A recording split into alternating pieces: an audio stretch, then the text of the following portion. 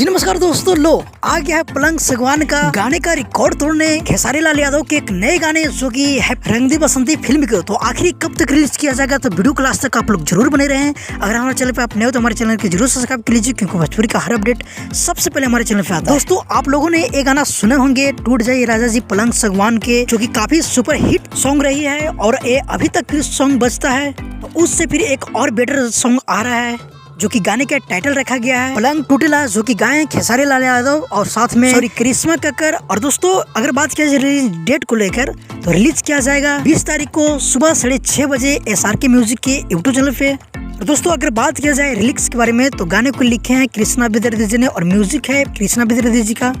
तो आप लोग इस गाने को लेकर कितना एक्साइटेड है हमें जरूर कमेंट करके बताएं। तो फिलहाल के लिए कुछ यही अपडेट था, मिलते हैं किसी अपडेट के साथ, जब तक के लिए जय हिंद जय भोजपुरी।